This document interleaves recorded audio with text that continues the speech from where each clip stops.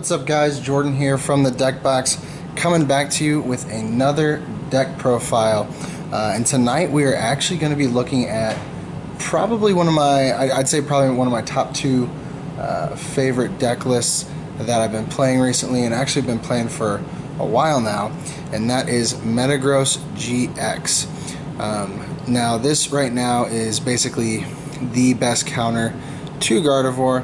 It is a metal Pokemon with 250 HP, stage 2, has that Geotech system ability. Once during your turn, before you attack, you may attach a Psychic or Metal Energy card from your discard pile to your active Pokemon. It has that attack Giga Hammer, it does 150, but you cannot use this attack during your next turn. And Algorithm GX for 1 colorless energy, search your deck for up to 5 cards and put them into your hand, then shuffle your deck. So this is the typically the main Pokemon of this deck. However, tonight the deck, I've made adjustments to it, and I know a lot of people have done this as well, but we are switching to a Metagross Necrozma deck, and I would argue very heavily that it is the other way around, that it should be Necrozma Metagross, because the main point of this deck will be to use Necrozma to take out our big GXs and pretty much anything else that gets in our way. So, without further ado, we're going to get into this list. I'll kind of explain my reasoning behind cards, explain how they work, and why I think Necrozma is the main player. So first, we do play, of course, our 4 Beldum, 60 HP basic metal Pokemon, evolves up into Metang. We do play 2 of those, and then of course we do play our 4 Metagross GX. Next, we play 3 copies of Necrozma GX, 1 copy of Espeon EX, 1 copy of Alolan Vulpix, and then 2 Tapu Lele to round off our list of Pokemon. So, we're going to start off with kind of our main 2 of the deck. We do have Metagross. A lot of us know about it, that Geotech system ability is the main reason he's here, to accelerate that energy.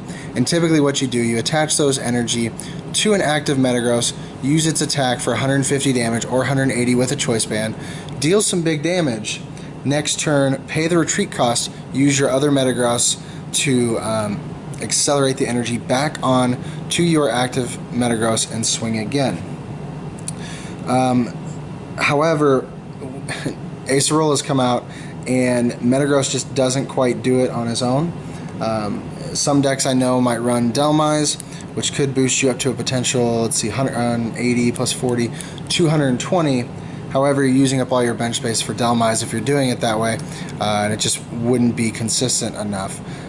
So, in this deck, Metagross is becoming more of the support Pokemon, and our main attacker will be Necrozma in many of our matchups. Okay, so I'm going to go through Necrozma real quick. He's a basic GX with 180 HP, Psychic type.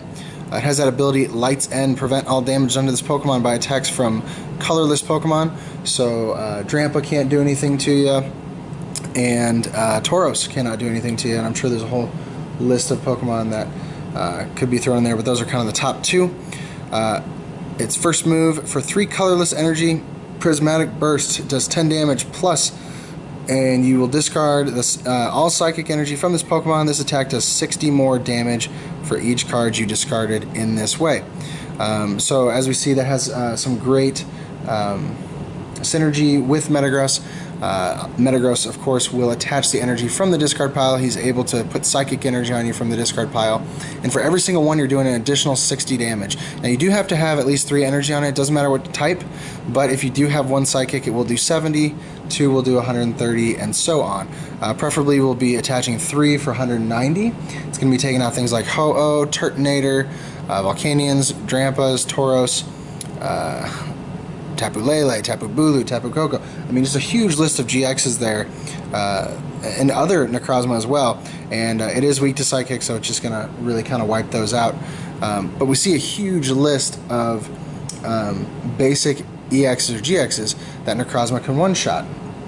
From there, though, we also have stage 2s that Necrozma can take down, because, of course, we could ramp up the energy to have 4 energy attached and be doing well, let's see, 4 energy would be 250 damage. You'd be taking out every stage 1, every stage 2 with just an additional energy. So we can really see how Necrozma can help in pretty much any matchup. The only one I think where it might be difficult could be the mirror match against another Metagross. With the 4 energy, you will do 250. However, Metagross is resistant to Psychic, so it'd be down to 230. All you gotta do is strap a Choice Band onto Necrozma or an additional energy if you choose to bump it to 5, and you're one-shotting Metagross. Now, of course, I know the main matchup right now that people are considering is Gardevoir. And of course, in that matchup, we will use Metagross as the main attacker. Even though it's only doing 150 normally, with that weakness to Metal, Gardevoir will be one-shotted by a Metagross. So, Metagross takes care of Gardevoir, Necrozma takes care of pretty much every other matchup for us. And so these two they really sync up well together. I haven't even gotten to the GX attack for Necrozma, but we will go over that real quick. We have Black Ray GX. This attack does 100 damage to each of your opponent's Pokemon GX and EX. This damage isn't affected by weakness or resistance. So this is a great spreading technique, which you may or may not see in certain matches. You'll most likely see it more often in, I would say, probably an evolution matchup. If you can't quite make things happen, if you're in a tighter spot and you need to spread some energy, you can do that, because then we have Espeon EX to come out there and devolve all of the evolved Pokemon and play with Miraculous Shine for just 1 energy. So that's why we do include the 1 copy of Espeon, just in case, to make things happen. It could also disrupt as well. A lot of Stage 2s are using Rare Candy, and if you devolve those Pokemon down to their basics, then obviously they've already used their Rare Candy and might have a little bit of a more difficult time getting those set back up. So that is why we play Espeon, and that's why we play Necrozma. Like I said, most likely not going to use its GX attack too much, unless, again, maybe in a tight spot, maybe you want to stick something in the active and let it sit there, and then just spread a little bit with your GX attack, and that way from there all the Pokemon are kind of cushioned up, and you can start taking them out with either Metagross or Necrozma. So these two pair really well together. I've seen a lot of lists, I believe, that play 2 Necrozma. I wanted to make this deck as consistent as possible, and like I said, this deck is more Necrozma based, because Necrozma is taking down most of our matchups. You know, any stage 1 deck, a lot of different stage 2s, and pretty much every basic focus deck, Volcanion, Bulu, Koko, the list goes on, even the Ho-Ohs and Turtonators, it's hitting that 190 perfectly. So that's why I would say Necrozma is really the MVP of this deck. He's going to be taking on those decks for us, while Metagross sits back and is the support. We do play 1 copy of Alolan Vulpix, of course, for the Beacon attack, and then 2 Tapu Lele for that Wonder Tag ability.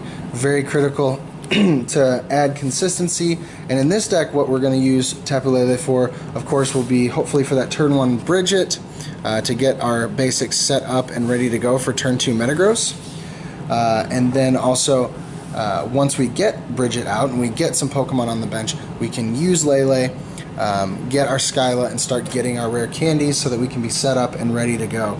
So with that, we're going to segue into our items, and these you're going to see a lot of high counts in this deck list. Like I said, we're aiming for consistency. We want to get set up as quickly as possible with as few resources as possible. So we do high counts, that way we can hit what we need.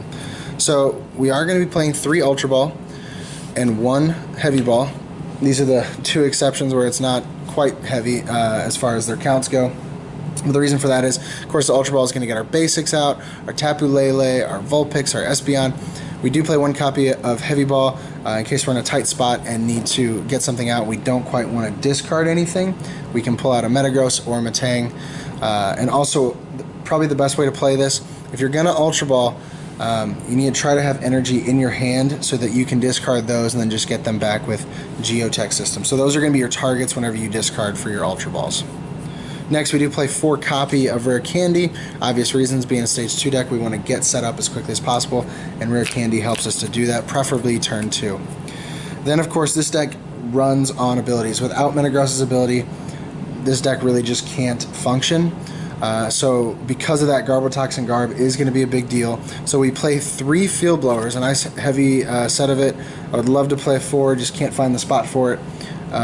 So we play 3 of those so that we can get rid of any float stones or choice bands or whatever may be on your opponent's garb. That way we can keep swinging, keep setting up. Never want to get behind with our energy. If we do, that's when things start to fall apart. Next, we play 4 Max Potion, a nice heavy count of these. We're going to be able to take some massive hits from our opponents. They're not going to be able to KO us in a lot of cases. Metagross 250 HP is just an insane amount of HP. Really not a lot one-shotting that, unless it's weakness, which of course is fire. And those decks we will have our Necrozmas out there swinging for 190, taking them out. So we shouldn't have too much issue with those. However, there is Gizmo, and that could cause some issues for us. So when we take those hits and we're not quite KO'd, since we're not worried about discarding our energy, playing Max Potion is great in this deck because you can take those hits and just keep taking them, keep taking them, keep taking them, and it can really frustrate your opponent, and they'll have to blow through resources to make things happen. And if you can run them out of resources, that's another win condition as well. Next, we do play 2 copies of Choice Band. This is something I considered cutting, maybe to add some more consistency with our ball count, or potentially more supporters, whatever the case may be. The reason I play them is obviously to bump our Necrozma up to 220, or potentially our Metagross to 180. And it's more for the Metagross, to be honest with you. If for some reason I don't have a Necrozma out and I need to attack with a Metagross, I can hit for 180 against decks like Bulu, like Volcanion, like Coco, or I can take easy knockouts on Lele. So that is why I play the Choice Band. It's mainly for the Metagross. With Necrozma, won't need it as much because it takes so many good knockouts, and really the way we get our extra damage on that is just by adding more energy. And if we're set up properly, we'll be able to do that. But yeah, Choice Band just for certain matchups, just in tight spots really. We'll test it a little bit and see what we decide to do with that.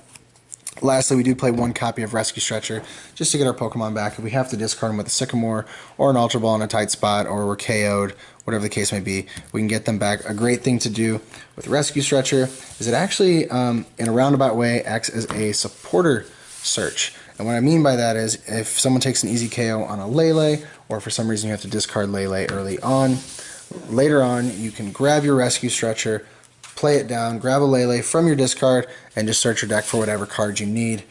So in a roundabout way, kind of acting as an Ultra Ball from the discard pile / energy search, or energy search, supporter search. Next, we are going to move into our supporters. Again, high counts. We do play 4N, pretty self-explanatory. I would say now it is the best draw support in the game. I know Sycamore gets you 1 card more. However, with VS Seeker gone, we have to be very careful discarding supporters, and Sycamore is not always the best option when drawing because we have less ways to get support back. Next, we do play 3 copy of Sycamore. I'd like to bump this to 4, and if I ever cut the choice bands down or completely out, I think this would be the first thing I'd bump up, would be my Sycamore count. Next, we do play 3 Skyla, a nice heavy Skyla count, and I'm loving the 3 count of Skyla in all of my Stage 2 decks right now. I really couldn't see playing a Stage 2 deck without 3 counts at this point. It's so consistent. It seems like I'm never without a rare candy or a ball search, whatever the case may be. Skyla is there to dig for it, and so that's why we play a heavy count of Skyla, and I highly recommend it. Next, I'm starting to learn a bit, and instead of playing just 1 Bridget, I have bumped the count to 2.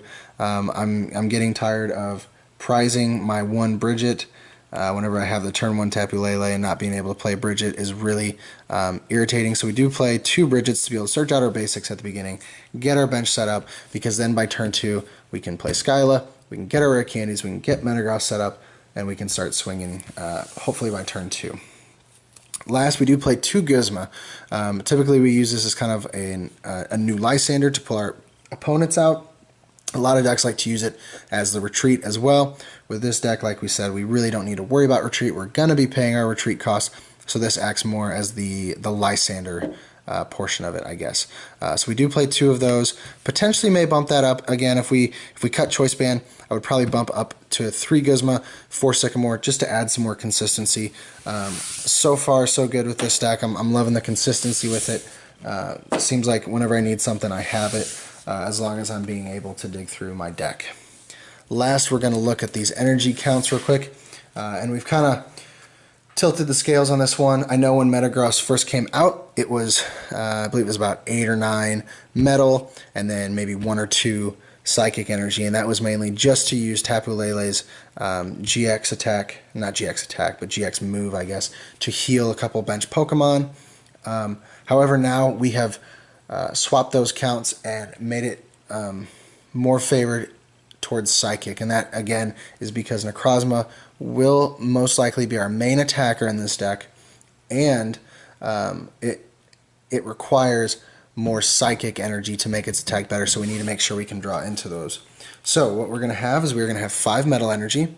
That's just to fuel our Metagross if we need to. We only need 2 metal with it, and then 1 colorless, so it can be a Psychic for the 3rd one. And we play 6 Psychic energy, and we do that again because we need more Psychic energy for an Necrozma, so we need the guaranteed 3. So if we can hit half of those in our discard pile and get them back on, we're good to go. So those are our Psychic counts, and that is our deck, guys. I'm going to be facing off against Erica with this deck, and it's going to be a lot of fun. She'll be putting out her profile as well, so be looking for that, and be looking for that best of 3 tabletop match. Should be a good face-off. So what I want to know from you guys is, I want to know, like I said, there's a lot of different Metagross variations. There's Metagross Delmise, there's Metagross Necrozma. I actually once played Metagross Ninetales, and it actually wasn't too bad. Some people just play straight Metagross. I want to know, which version do you play and why? Tell me a little bit about your list. Hit us up in the comments. As usual, like and subscribe if you enjoyed this video. Come back to see us. At this point, we're doing things daily, and we're loving it. So come back and see us daily, guys. And as usual, we want to know what's in your box. Have a great day.